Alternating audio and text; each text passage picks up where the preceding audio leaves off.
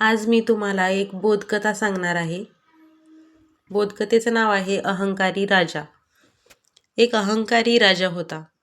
त्याला आपल्या ऐश्वर्याचा आणि राज्याचा गर्व होता. तसेच आपली शक्ती आणि रूपावरही तो अहंगंड बाळगून असायचा. आपल्या बुद्धीचा ठेंबा मिरवायचा. युद्धात जय मिळाला की त्याला गर्व चढायचा. आपल्यासमोर तो इतरांना तुच्छ लेखत असे. कोणाचा मुलाहिजा न बाळगता त्याचा तो अपमान करत असे. दुसऱ्याला कमी लेखण्याचा त्याचा प्रयत्न असायचा. या कारणामुळे लोक त्याच्यावर नाराज असायचे. त्याच राज्यात एका विद्वान पंडिताने त्याला वठणीवर आणण्याचे ठरवले. एके दिवशी तो पंडित राजाच्या दरबारात गेला आणि राजाला प्रणाम केला. राजाने उद्दामपणे प्रतिनमस्कारही केला नाही. उलट त्याने पंडिताला गर्वाने विचारले, "बोला पंडित महाराज, तुम्हाला काय मदत पाहिजे? काय मागायचे असेल ते मागून घ्या. दान पाहिजे असेल तर दान घ्या, किंवा धन पाहिजे, सोने नाणे, जमीन, धान्य, जे काही मागायचे ते तुम्ही माझ्याकडून मागून घ्या." पंडितजीने राजाकडे एक वार पाहिले व तो मोठ्या मोठ्याने हसू लागला. राजाला व दरबारातील लोकांना पंडिताच्या हसण्याचे कारण काही कळेना. हसण्याचा भर ओसरल्यावर पंडित म्हणाला, "राजन, तुम्ही मला काय दान देणार? कारण तुमच्याकडे मला देण्यासारखे काहीच नाही." पंडिताचे हे बोलणे ऐकताच राजा संतापून लालबुंद झाला.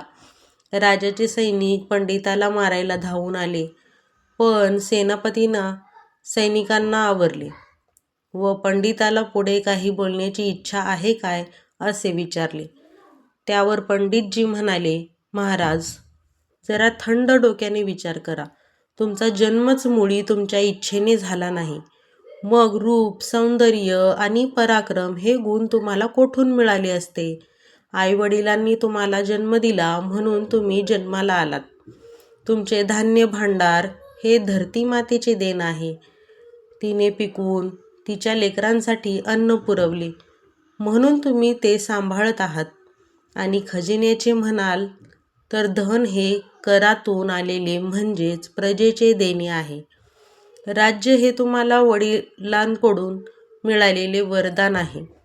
राहता राहिले शरीरातील प्राण, पण तेही तुमचे नाहीत, ते सुद्धा ईश्वराची कृपा आहे.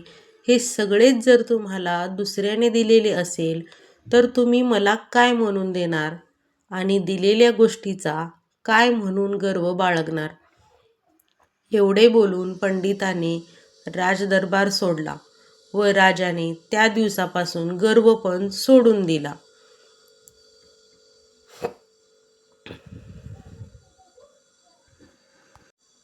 या बोधकथेचे तात्पर्य असे आहे की जे आपले नाही त्यावर गर्व बाळगणे व्यर्थपणाचे आहे.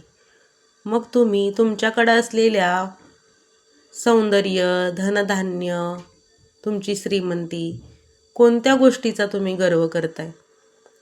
जे काहीच आपलं नाही त्यावर गर्व बाळगणं म्हणजे व्यर्थपणा आहे. अशा प्रकारे ही बोधकथा संपलेली आहे.